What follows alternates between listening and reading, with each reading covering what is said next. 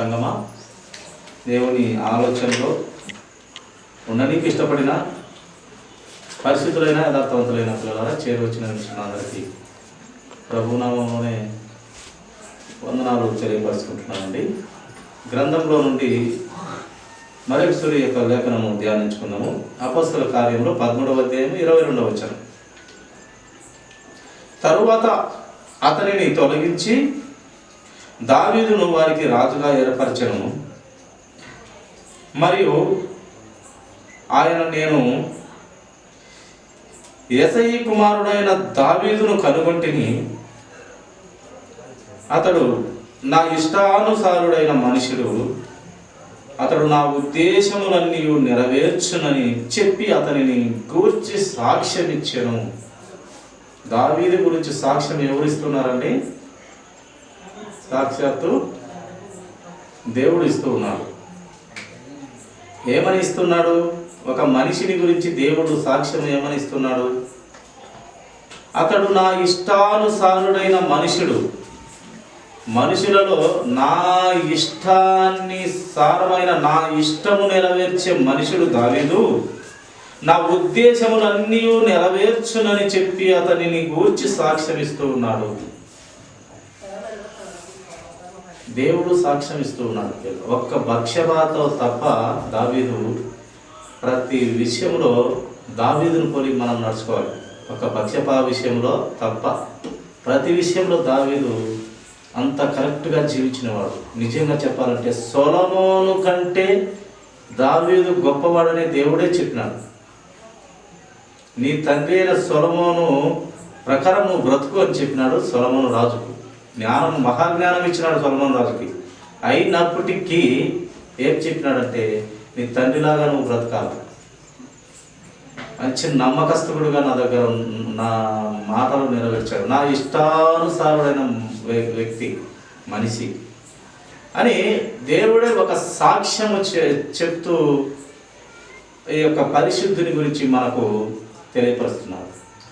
ఒక్క విషయంలో తొట్టిల్లి నాడు చివరికిన లేచి మళ్ళీ ప్రభు పాదాలు పట్టుకున్నాడు, సాష్టాంగ పడినాడు. ఇంకా తప్పులు పొరపాట్లు గుడ్ బై చెప్పేసినాడు. ఎవరునైనా దావీదు.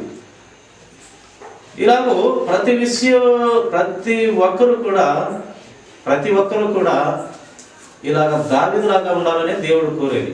ఆయన ఏమంటాడు? ఎప్పుడు కూడా ఏ గ్రంథంలో రాయించిన, ఏ పత్రికలో రాయించిన, ఏ భక్తులు, మహాభక్తులు, ప్రవక్తలు, చివరికి యేసుక్రీస్తు ప్రభు వారు కూడా ఏం చెప్తాడంటే, నేను పరిశుద్ధుడనై ఉన్న ప్రకారం మీరు సమస్త విషయములలో, ఒక్క విషయం, రెండు విషయాలు, ఈ విషయాలు, ఆ విషయాలు కాదు, సమస్త విషయాలలో సమస్త మనసులతో వీలైనంత వరకు మీరు ప్రేమ కలిగి ఉండండి, పరిశుద్ధంగా ఉండండి, నీతిగా యథార్థంగా ఉండండి అని దేవుని వాక్యం తెలియపడుతుంది. ఎందుకు ఇలా ఉండమంటున్నారంటే, మిమ్మల్ని సృష్టించిన దేవుడు మామూలు వాడు అయితే కాదు. ఆయన సర్వశక్తిమంతుడు, నీతిమంతుడు, యథార్థమంతుడు, ఉత్తముడు. అన్నిటికీ మించి ఒక క్వాలిటీస్ ఆయనలో బలంగా ఉంది. ఏంటి ఆ క్వాలిటీస్ అంటే పరిశుద్ధత. ఆ పరిశుద్ధత కలిగిన దేవుడు ఒక్కడే. ఆ ఒక్కడే యేసుక్రీస్తు ప్రభువారు. ఆ ఒక్కరే యొక్క సృష్టిలో పవిత్రంగా బ్రతికి, దేవుడు అయినప్పటికీ మనిషిగా పుట్టి పవిత్రంగా బ్రతికి, తప్పు చేయకుండా నిరూపించగలిగి బ్రతికి, మీలో ఎవరైనా నాలో తప్పు ఉందని కానీ, పొరపాటు ఉంది కానీ, నాలో పాపం ఉంది కానీ ఎవరో స్థాపించగలరా అని సవాలు విసిరినటువంటి యేసుక్రీస్తు ప్రభువారు తప్పితే పరిశుద్ధుడు ఎవరు లేరు.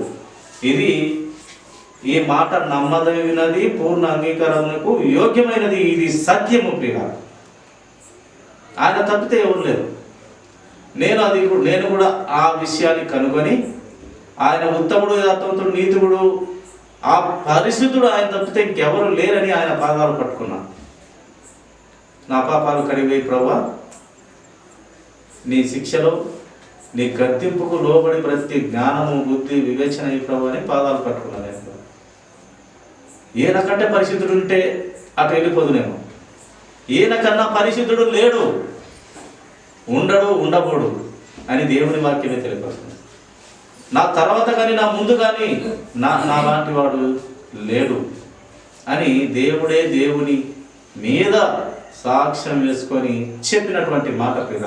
ఆ పరిశుద్ధత మన క్రీస్తులోనే చూస్తాం, ఆ యథార్థత మన క్రీస్తులోనే చూస్తాం, ఆ నీతి, ఆ యొక్క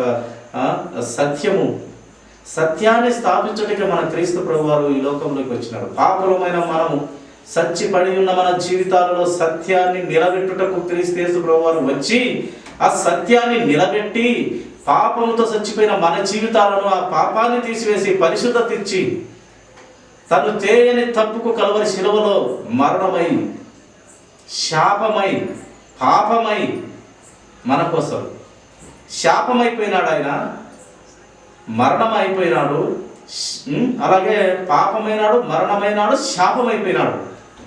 నలగ కొట్టుబడుతూ ఉంటే దేవుడు సంతోషిస్తూ వచ్చినాడు. ఎందు నిమిత్తము ఇది ఆలోచన చేయాలి మనం. ఈ ఒక్క నా పవిత్రుని ద్వారా ప్రతి ఒక్కరిని పవిత్రపరచుకొని నా దగ్గర పెట్టుకోవాలన్న మహా గొప్ప దేవుడు, లోకమును ఎంతో ప్రేమించిన దేవుడి ప్రణాళిక, ఆయన ఉద్దేశము, ఆయన ఆలోచన విధానం ప్రియులారా. కనుక అట్టి దేవుడు, ఆ పరిశుద్ధత కలిగిన దేవుడు చెప్తూ ఉన్నాడు, అతడు నా ఇష్టానుసారుడైన మనుషుడు, అతడు నా ఉద్దేశములన్నీ ఒక్క పక్షపాతో తప్ప నా ఉద్దేశాలు, నా యొక్క శిక్షకు లోబడిన వాడు, నా గద్దింపుకు భయపడేవాడు, నా వాక్యాన్ని పటిష్టం చేసేవాడు, నీతిమంతుడు, యథార్థవంతుడు, ఉద్దేశములను నెరవేర్చునని చెప్పి అతని గురించి సాక్ష్యం ఇస్తూ ఉన్నాడు.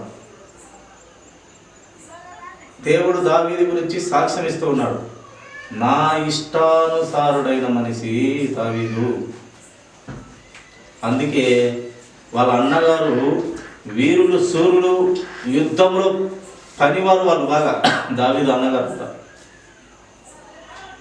కానీ దేవుడు దావీదును, గొర్రెల కాపరైన దావీదు ఎక్కడో కొండ చెట్లలో ఉంటే దావీదు తండ్రి వద్దకు వచ్చి, ప్రవక్త దావీదు తండ్రి వద్దకు వచ్చి, నీ కుమారులు ఎంతమంది అన్నప్పుడు, ఇదిగో నా ఇంట్లో ఎందరు కుమారులు చూడు, ఇదో ఈడ, ఇదో ఈడ, ఇదో ఈయన, ఇదో ఈయన, ఎవరో చూడు, నువ్వు దేవుడు ఎంచుకున్న మనిషి ఎవరో చెప్పమంటే చూసినప్పుడల్లా ప్రవక్త చూస్తూ ఉన్నాడు. గొప్ప గొప్ప వీరులుగా, బలమైన వారుగా, గొప్పవారుగా, యుద్ధంలో బాగా బలశౌర్యం గల వారు ఉంటే ఇంట్లో ఒక్కొక్కరిని చూస్తున్నాడు. ప్రభువా ఇతనేనా? కాదు. ప్రభువా ఇతనేనా? కాదు. ప్రభువా ఇతనేనా? కాదు. ఎవరు కాదు, ఇంట్లో ఉన్నవారు ఎవరు కాదు. ఎక్కడో అడవిలో గొర్రెలు కాల్చుకుంటున్న దావీదును అభిషేకించాడు దేవుడు. నాయనా, ఈ కుటుంబంలో ఎవరు లేరని దేవుడు చెప్తున్నాడు, ఇంకేమైనా జ్ఞాపకం చేసుకో, ఎవడన్నా ఎవడన్నా గుర్తులేక ఉన్నాడేమో అన్నప్పుడు అప్పుడు తండ్రి ఒకడు ఉన్నాడు, కానీ నాయన వాడు పనికిమాలను ఎప్పుడు గొర్రెలు కాసుకుంటుంటాడు అన్నాడు. ఆ పనికిమాలను పంపి నాయన బెన్యా ఆయనైనా ఉండొచ్చు అని చెప్పినప్పుడు అతని అభిషేకించు, అతన్ని రాజుగా చేయబోతున్నాను అతన్ని. అతడు ఎలా అక్కడ బ్రతికేవాడంటే దేవుని సంగీతంతో పాటలు పాడుకుంటూ, గొర్రెలు మేస్తుంటే పాటలు పాడుకుంటూ,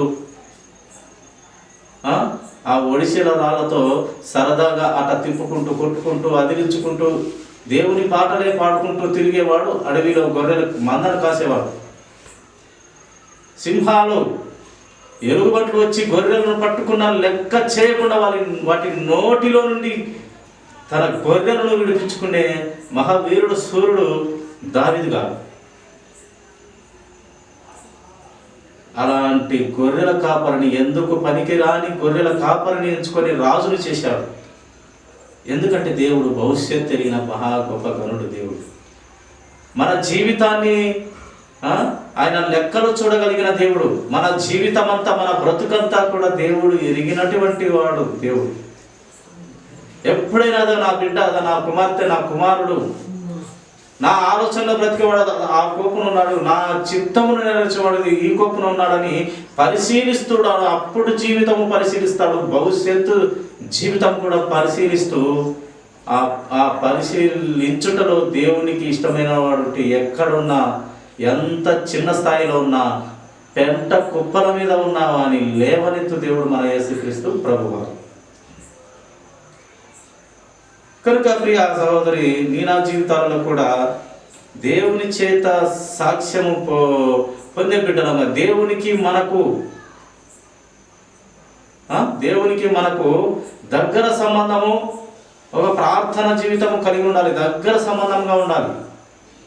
ప్రార్థనలో, భక్తిలో, విశ్వాసంలో, నిరీక్షణలో, పట్టుదలలో, ఓర్పులో, ప్రతి విషయంలో దేవునికి దగ్గర సంబంధంగా ఉన్నామని లేఖనం నాకు, నీకు, అందరికీ తెలియపరుస్తుంది. ప్రియుల, ఒక సేవకుడు అంటుండే, దేవునికి భక్తునికి అనుసంధానం ఏందంట, అంబికా దర్బార్ భక్తి అగరబత్తులు అంట. అది కాదు ప్రియుల, దేవునికి భక్తునికి అనుసంధానమైన ఆ పొగలో ఏముంది? మనుషుల హృదయాల్లో దేవుని స్మరణకు మనము తెచ్చుకోవాలి. మన హృదయం దేవునికి ఇవ్వాలి.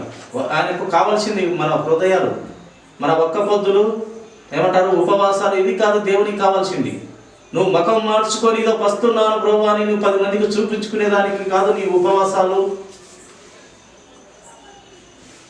ముఖములో నవ్వుతూ ఉండాలి, ఉపవాసం ఉండాలి. నీ నవ్వు ముఖంతోనే ఉండాలి, దేవుని ఉపవాసంలో ఉండాలి. కొంతమంది ముఖం అంతా మార్చుకొని చచ్చిపోయి మాదే కనపడుతూ ఉంటారు. ఉపవాసం ఉన్నానమ్మా, ఏదో ఈ పని నిమిత్తం, ఆ పని నిమిత్తం. అది దేవుడు కోరడు. నిజమైన ఉపవాసం ఆయన చిత్తము, ఆయన కథ వేరేగా ఉంది ప్రియుల. దేవునికి దగ్గరగా ఉండడమే, దేవుని ప్రార్థనలో గడపడమే, దేవుని చిత్తాన్ని నెరవేర్చడమే నిజమైన ఉపవాసము. దేవుని కోసం బ్రతకడమే నిజమైన ఉపవాసము. దేవుని కోసం కొన్ని అలవాట్లను వదులుకోవడమే ఉపవాసము. ఈ లోక సంబంధమైన ప్రతి పనికి మాలిన పనిని దేవుని కోసం వదులుకుంటే అది ఉపవాసము. అంతేకాని నువ్వు ఒకరోజు మధ్యాహ్నం దాకా పచ్చుండి మధ్యాహ్నం నుంచి 2 ప్లేట్లు తిని నేను ఉపవాసం ఉన్నామా ఈరోజు ప్రార్థనలో ఉన్నాను అంటే అది ఉపవాసం కాదే. అది నామకార్థపు భక్తి అవుతుంది, ప్రయోజనం లేని బ్రతుకు అవుతుందంట. హృదయాన్ని దేవునికి దగ్గరగా, పవిత్రంగా దేవునికి దగ్గరగా ఉంచుకున్న జీవితాలు ధన్యమంటారు. చూడండి, మరొక లేఖనం మనము చూసుకుందాము. దానియేలు గ్రంథము 9వ అధ్యాయము 23వ వచనం ఒక మాట చదువుదామండి. దానియేలు గ్రంథము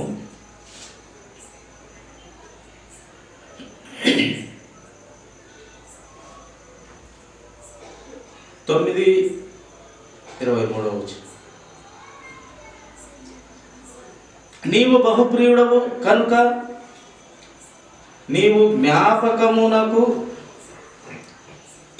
నీవు బహుప్రియుడవు గనుక నీవు విజ్ఞాపనము చేయును ఆరంభించినప్పుడు ఈ సంగతిని నీకు చెప్పుటకు వెళ్ళవలనని ఆజ్ఞ బయలుదేరాను. కావున ఈ సంగతిని తెలుసుకొని నీకు కలిగిన దర్శన భావమును గ్రహించుము.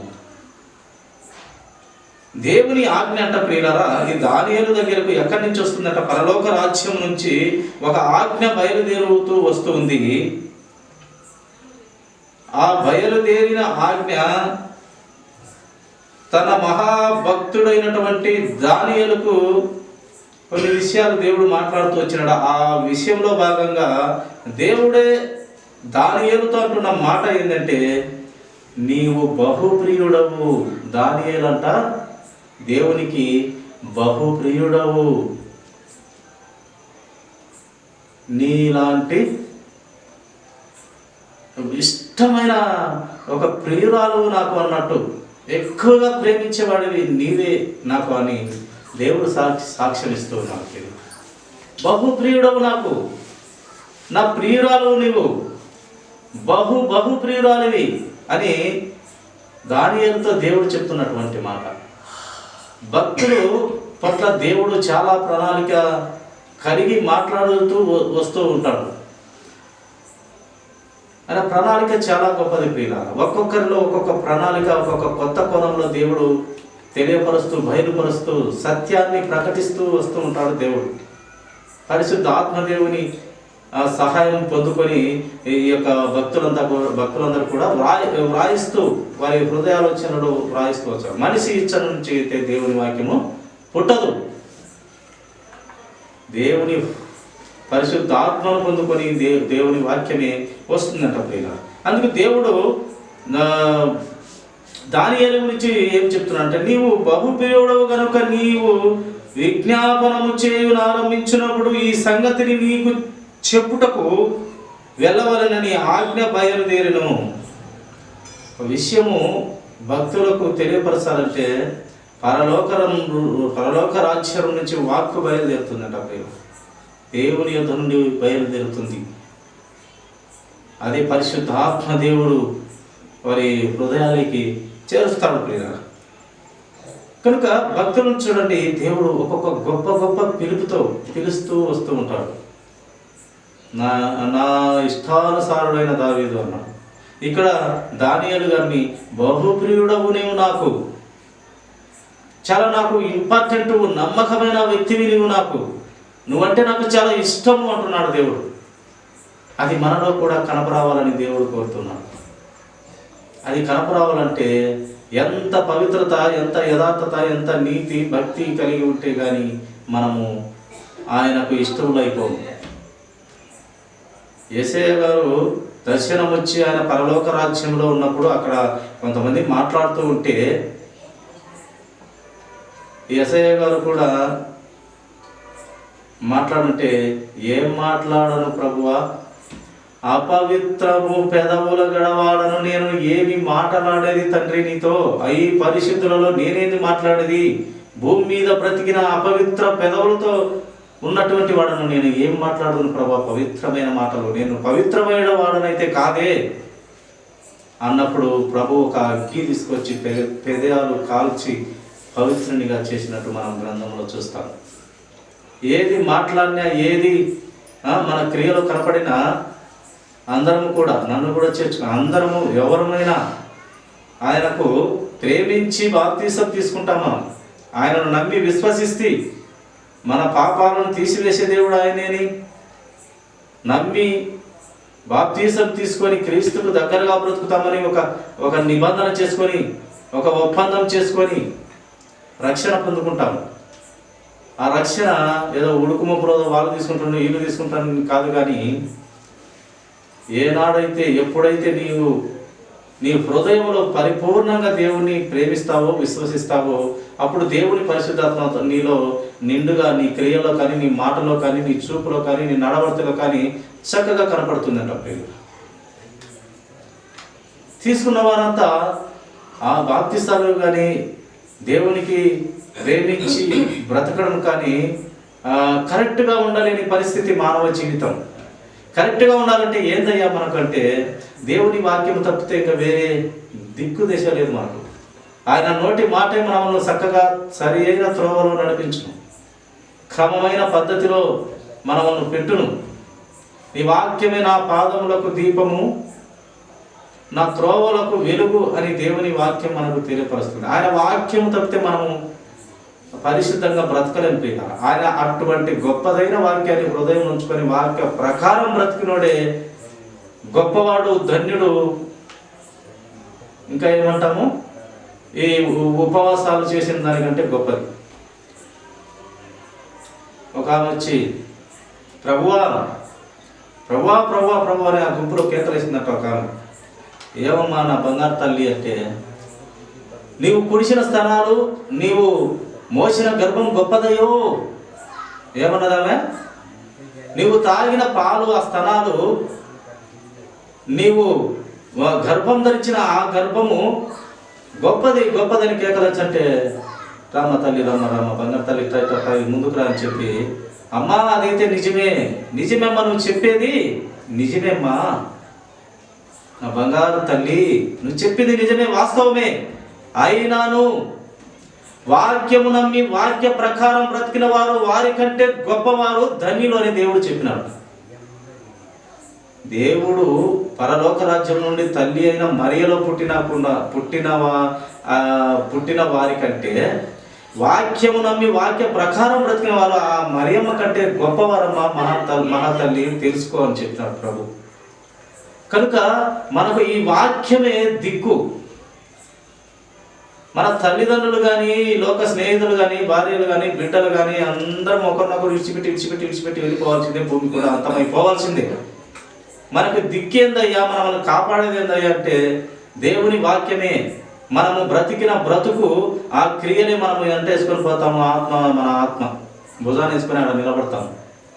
మన ఆత్మ ఏం భుజాన్ని వేసుకొని నిలబడుతుంది? ఈ లోకంలో సంపాదించిన ఆస్తి, అంతస్తు, పిల్లలు, అది ఇది ప్రేమించిన వారు కాదు, కానీ మనము చేసిన క్రియలు, మన బ్రతుకు, మన పాపపు చిట్ట, మంచి చేసినటువంటి చిట్ట అంతా భుజాన్ని వేసుకొని అక్కడ నిలబడతాం తీర్పులో.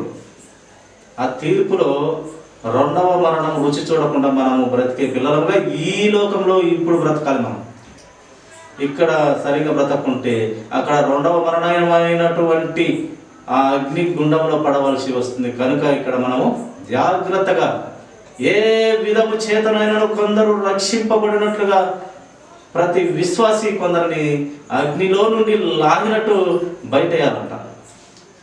ఒక విశ్వాసి ఎలా ఉండాలంట? ఏ విధము చేతనైనా నువ్వు ఏ మాయమాటలు చెప్తావో ఏమో నాకు తెలుసు, ఏ విధము చేతనైనా అంటున్నాడు దేవుడు.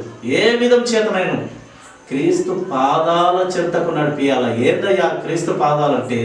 సర్వలోక జ్ఞాని అయినటువంటి యేసు క్రీస్తు ప్రభువారు పాపాలు తీసివేసి మహాదేవుడు ఆయన పాదాల చెంతకు ఏ ఆత్మ వస్తుందో ఆ ఆత్మ రక్షింపబడుతుంది. ప్రియుల, మత్తయి సువార్త 3వ అధ్యాయం 17వ వచనం మాట ధ్యానించము. మత్తయి సువార్త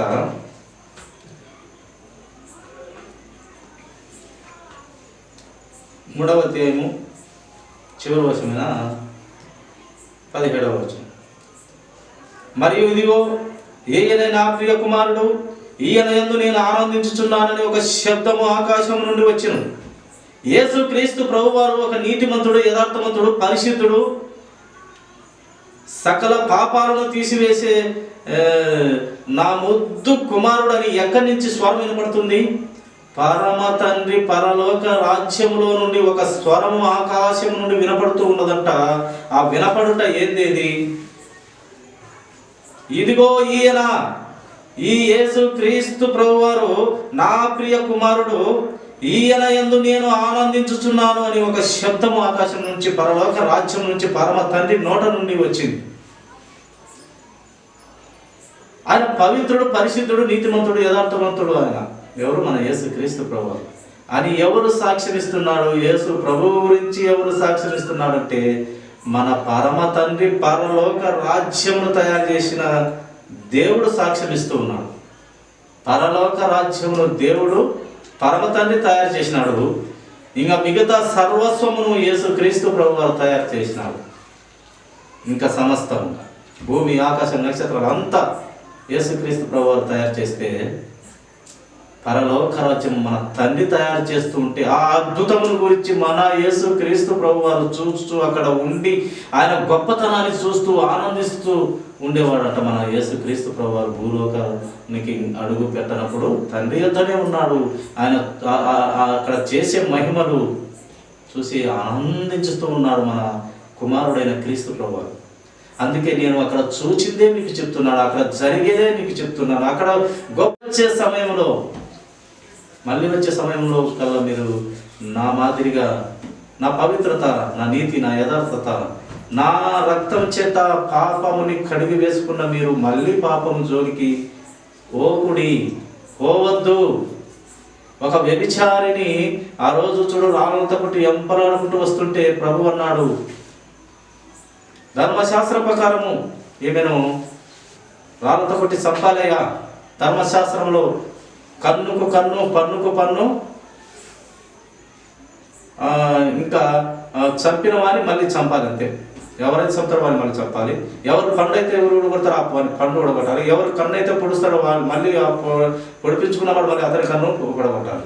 ఎవరైతే ధర్మశాస్త్రాన్ని అతిక్రమించి వ్యభిచారం చేస్తారో వారిని కూడా 300 కలిసి రాళ్ళతో కొట్టి చంపాలి. ఈ విషయమై మేము చంపనీకి వస్తున్నాము. నీవు ఏం చెప్తావు ప్రభువా బోధకుడు అన్నప్పుడు, మీలో పాపం చేయనోడు నాయన, మీలో ఇంత పరిశుద్ధులు కదా, ఆమెను తరుముకుంటూ వస్తున్నారు కదా, మీలో చాలా మీరు పరిశుద్ధులు, మీరు పాపం చేయనోడు ఒక మొదట వేయండి అన్నప్పుడు ఎవడు ఆ పాపము చేయనటువంటి వాడు లేకపోయినా అక్కడ లేడు, ఎవరు లేరు. నీతిమంతులు లేడు, ఎవరు లేడు. అందరూ పాపం చేసి దేవుడు అనుగ్రహించుకున్న మహిమ పొందలేకపోతున్నాం. ఎవరున్నారు? అందరూ చిన్న నుంచి పెద్దల వరకు ముసలుల కానించి అందరూ వెళ్ళిపోయినారు. పాపము చేయనట్టు పరిశుద్ధుడు అక్కడ ఉన్నాడు. నేను కూడా రాయి వేయనమ్మా, నీవు పవిత్రంగా బ్రతుకు, ఇంకా పాపము చేయక బ్రతుకు అంటున్నాడు. అట్టి దేవుణ్ణి నమ్మినాడు. మన పర్వతాన్ని తన ముద్దు కుమారుని నమ్మి ఆయన సాక్ష్యం ఇస్తూ ఉన్నాడు.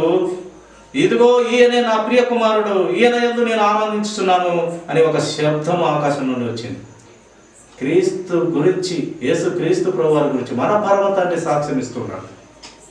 మన సాక్ష్యము చాలా అద్భుతంగా ఉంటుంది. ప్రతి ఒక్కరి సాక్ష్యము అద్భుతంగా ఉంటుంది. కనుక ఈ సాక్ష్యం పొందుకునే బిడ్డలుగా ఎదగమనే దేవుడు, నేను పరిశుద్ధుడైన ప్రకారం మీరు కూడా పరిశుద్ధంగా ఉండమండి, పరిశుద్ధంగా ఉండండి అని ఎన్నోసార్లు భక్తులందరితో రాయిస్తూ వచ్చినాడు. పరిశుద్ధాత్మ దేవునితో, భక్తులతో, యేసు క్రీస్తు ప్రభువారు పరమ తండ్రి అందరితో, తన ప్రవక్తలతో అందరితో ఆయన పరిశుద్ధుడైన ప్రకారం మనం అందరూ పరిశుద్ధులుగా ఉండాలని ఈ భక్తులందరూ కూడా ప్రార్థన చేస్తారు. సకల పరిశుద్ధులకు వందనాలు తెలియపరుస్తూ, లేక ఆ సంఘములో పరిశుద్ధులకు వందనాలు తెలియపరుస్తూ ఈ పత్రికలు కూడా ప్రారంభిస్తూ వస్తారు. పరిశుద్ధత ముఖ్యం. అక్కడ రాయివేయనికి ఒక్క పరిశుద్ధుడు లేకపోయాడు. ఒక్కడున్నాడు, మన క్రీస్తు ప్రభు వారు. ఆయన రాయి వేసే పడబట్టి చంపే దేవుడు కాదు, చనిపోయిన దాన్ని మళ్ళీ బ్రతికించే దేవుడు, నశించిన పోయిన దాన్ని వెతికి పట్టుకొని రక్షించే దేవుడు ప్రియులారా మన యేసుక్రీస్తు ప్రభువారు.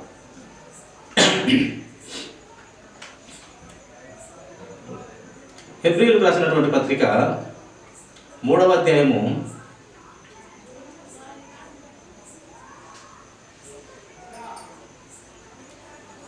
2వ వచనం ఒక మాట చదువుతున్నామండి. దేవుని ఇల్లంతటిలో మోసే నమ్మకముగా ఉండినట్టు ఈయన కూడా తను నియమించిన వానికి నమ్మకంగా ఉండెను. ప్రతి ఇల్లును ఎవడైనా ఒకని చేత కట్టబడును, దేవుడే ఇంటికంటే